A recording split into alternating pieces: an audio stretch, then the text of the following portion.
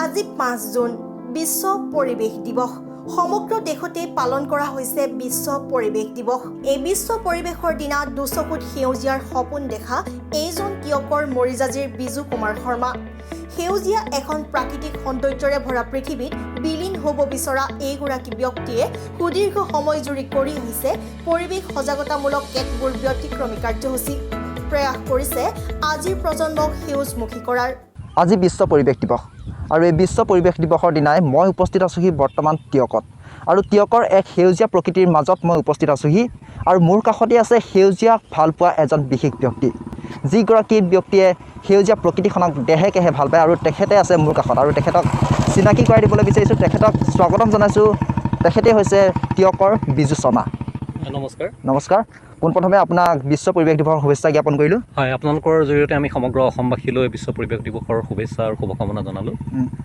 প্ৰথমতে আপোনাক এটা কথা সুধিব বিচাৰিছোঁ, আজি বিশ্ব পৰিৱেশ দিৱসৰ দিনাই গছপুলি ৰোপণ কৰা আপোনাক কোনে আপোনাৰ ধাৰণাটো কোনে আনি দিলে মনত?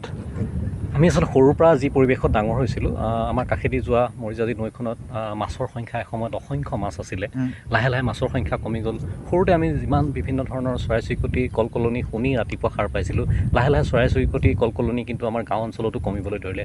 মই অনুভৱ কৰিব ল'লোঁ আচলতে ইয়াৰ মূল কথাটো হ'ল পৰিৱেশৰ যি পৰিৱৰ্তন, প্ৰকৃতিৰ যি পৰিৱৰ্তন, গছ গছনি কমি অহাটো প্ৰদূষণৰ কাৰণে, তাৰ কাৰণে আচলতে হৈছে বুলি মই অনুভৱ কৰি গছপুলি ৰোৱা আৰম্ভ কৰিলোঁ। আমাৰ অঞ্চলতে প্ৰথমতে আৰম্ভ কৰিলোঁ, তাৰপৰা লাহে লাহে মই যোৰহাট জিলা, মাজুলী এনেকৈ বিভিন্ন অনুষ্ঠানত গছপুলি ৰুইছোঁ আৰু বিশেষকৈ সজাগতা সৃষ্টিৰ যত্ন কৰিছোঁ। মই গছপুলি বিতৰণো প্ৰায়বিলাক অনুষ্ঠানতে মই গছপুলি বিতৰণ কৰিবলৈ যত্ন কৰোঁ। হয়, আপোনাক দেখি আহিছোঁ যে আপুনি যথেষ্ট যিকোনো অনুষ্ঠানতে আপুনি গছপুলি বিতৰণ কৰিছে, যিকোনো অনুষ্ঠানতে আপুনি গছপুলি ৰোপণ কৰিছে। আপুনি বৰ্তমানলৈকে আপুনি কিমান গছপুলি ৰোপণ কৰিলে? মই হিচাপ আচলতে ৰখা হোৱা নাই, তথাপিও মই এদিন অনুমান কৰি ধৰক হেৰি কৰিছিলোঁ যে কোন কোন অঞ্চলত মই কৰিছিলোঁ। মোৰ ফেচবুক একাউণ্ট বা অন্যান্য মই চাই পেলাই গম পাইছিলোঁ প্ৰায় 20,000 পুলি মই নিজ হাতেৰে বিভিন্ন স্থানত ৰুইছোঁ আৰু প্ৰায় 30-40 হাজাৰ গছপুলি মই বিভিন্ন অনুষ্ঠান প্ৰতিষ্ঠানত মই বিতৰণ কৰিছোঁ। আৰু এটা কথা এতিয়া সুধিছোঁ যে আজি যিহেতু বিশ্ব পৰিৱেশ দিৱস আৰু এই বিশ্ব পৰিৱেশ দিৱসটো ৰাষ্ট্ৰসংঘই এটা বিশেষকৈ থিম লৈছে আৰু সেই থিমটো বৰ্তমান আপুনি কি ক'ব থিমটো লয়? হয়, আপোনালোকে সকলোৱে জানে আচলতে আমাৰ পৰিৱেশটো আমাৰ কাৰণে প্ৰয়োজনীয় এসময়ত আছিলে, কিন্তু লাহে লাহে আমি মানুহে অমানুহ হৈ পেলাই গছ কাটিবলৈ ল'লোঁ, পৰিৱেশৰ প্ৰদূষণ কৰিবলৈ ল'লোঁ। গতিকে ৰাষ্ট্ৰসংঘই এইবাৰ সিদ্ধান্ত ল'লে যে এটা দশক 2021 চনৰ পৰা 2030 চনলৈকে পৰিস্থিতি পুনৰ সংস্থাপনৰ দশক হিচাপে লৈছে, যাতে আমাৰ পৰিস্থিতি তন্ত্ৰটো, পৰিৱেশটো পুনৰ আকৌ আগৰ যি অৱস্থা আছিলে সেই অৱস্থালৈ ঘূৰাই আনিব পাৰি। সেউজীয়াক কিন্তু বৰ্তমান দেখিবলৈ পোৱা গৈছে যে যুৱক যুৱতীসকলেও সেউজীয়াক ভাল পাবলৈ লৈছে। তেখেতসকলেও বিভিন্ন ধৰণৰ অনুষ্ঠান প্ৰতিষ্ঠান গঢ়ি তেখেতসকলে পদপথৰ কাষতে হওক বা অসমৰ বিভিন্ন প্ৰান্তত সেউজীয়া গছপুলি ৰোপণ কৰিবলৈ লৈছে। সেই ক্ষেত্ৰত আপোনাৰ তেখেতসকলে কি আহ্বান থাকিব? হয়, এইটো কিন্তু খুব ভাল হৈছে। আচলতে আমি তেখেতসকলক উৎসাহ যোগাব লাগে। আমি প্ৰায়বিলাকে আমি লক্ষ্য কৰোঁ কেতিয়াবা তেওঁলোকে গছপুলিটো ৰুইছে, আমি নষ্ট হৈছে বা কিবা বুলি তেওঁলোকক কিন্তু আমি আচলতে ঋণাত্মক দৃষ্টিৰে চাব নালাগে। তেওঁলোকে যদি গছপুলিটো ঘৰৰ পৰা আনি এটা জেগাত ৰুইছেও, সেইখিনি সময়তো তেওঁলোকে কিন্তু সেই অক্সিজেন দিছে আচলতে প্ৰকৃতিৰ কাৰণে। গতিকে মই তেওঁলোকক সকলোকে শুভেচ্ছা জনাইছোঁ। আচলতে অকলে কৰা কাম নহয়, আমি যদি সকলোৱে লগ লাগি অসমখনক, ভাৰতবৰ্ষখনক এখন সেউজীয়া দেশ হিচাপে গঢ়িব পাৰোঁ, সেইটো আমাৰ কাৰণে গৌৰৱ হ'ব। আৰু এইখিনিতে মই আপোনাৰ পৰা জানিব বিচাৰিছোঁ, যিহেতু বিভিন্ন ধৰণৰ অনুষ্ঠান প্ৰতিষ্ঠান আহে, তেখেতসকলে গছপুলি ৰোপণ কৰে, গছপুলি ৰোপণ কৰি মিডিয়া মাতে, 2 দিনৰ পিছত কিন্তু সেই গছপুলিটো গৰুৱে খাই দিয়ে, নতুবা এনেদৰেই হৈ থাকে। তেখেতসকলে কিন্তু প্ৰতিপালৰ দায়িত্ব লোৱা দেখা পোৱা নাযায় বৰ্তমান কিছু অনুষ্ঠান প্ৰতিষ্ঠানত। সেই ক্ষেত্ৰত আপোনাৰ আহ্বান কি থাকিব সেই বিশেষ ব্যক্তিসকললৈ? হয়, গছপুলিটো ৰুলেই নহ'ব। আচলতে গছপুলিটো আমি যত্ন লোৱাটো ভাল, যত্ন ল'ব লাগে। কিন্তু তাৰ মাজে মাজে আৰু এটা কথা, আচলতে বহুবোৰ গছপুলি আমি প্ৰত্যেকজোপা গছৰ তলত যথেষ্ট গছপুলি কিন্তু নষ্ট হয়। সেই পুলিখিনিও যদি আমি সংৰক্ষিত ৰূপত বিভিন্ন জেগাত আমি ৰুব পাৰোঁ, গৰুৱে খোৱাটো এটা বেলেগ কথা, কিন্তু আমি যদি আমাৰ নিজৰ কামটো আমি ভালকৈ কৰোঁ, নিশ্চয় পৃথিৱীখন আমি সেউজীয়া কৰি ৰাখিব পাৰিম। হয়, শেষলৈ আহিছোঁ এতিয়া মই, আৰু এই মুহূৰ্ততে মই বিজু শৰ্মাৰ পৰা জানিবলৈ বিচাৰিছোঁ আপুনি যুৱ প্ৰজন্মক কি আহ্বান জনাব এই ক্ষেত্ৰত, সেউজীয়া ভাল পোৱা যুৱক যুৱতীসকলৰ ক্ষেত্ৰত?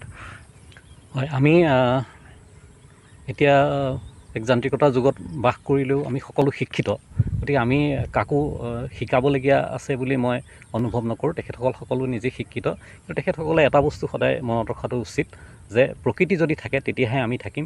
প্ৰকৃতিক যদি আমি সেউজীয়া কৰি ৰাখিব পাৰোঁ, তেতিয়া আমি ভৱিষ্যতৰ বাবে এখন সেউজীয়া পৃথিৱী এৰি থৈ যাব পাৰিম। হয়, এইখিনিতে আপোনাক ধন্যবাদ জ্ঞাপন কৰিলোঁ।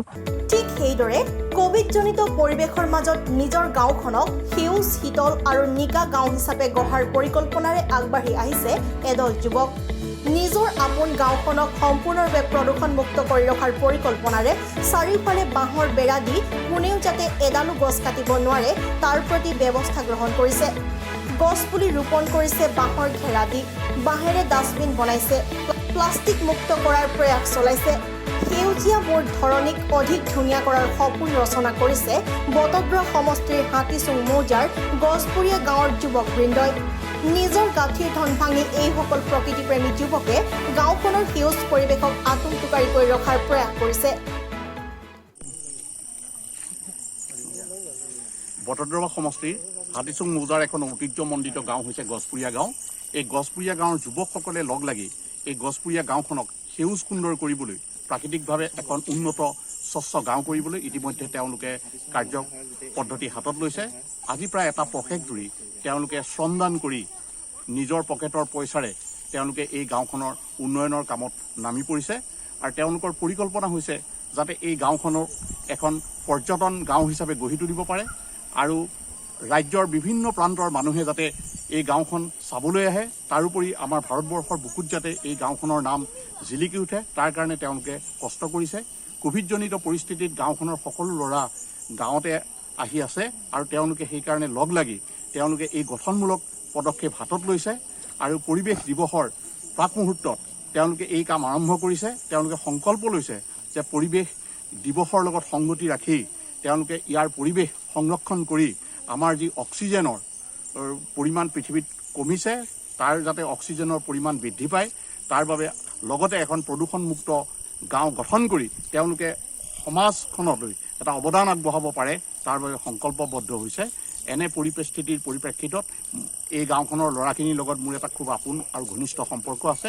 মই তেওঁলোকক অনুপ্ৰাণিত কৰাৰ প্ৰয়াস কৰি আহিছোঁ আৰু তেওঁলোকেও সেইমতে কামত লাগি পৰি আমাৰ অঞ্চলটোলৈ বৰঙণি দিছে। মই আশা কৰিম যে ইয়াৰ প্ৰভাৱ বটদ্ৰৱা সমষ্টিৰ অন্য গাঁওবিলাকলৈকো বিয়পি যাব। আপুনি চাই আছে ৰিপৰ্টাৰ অসম।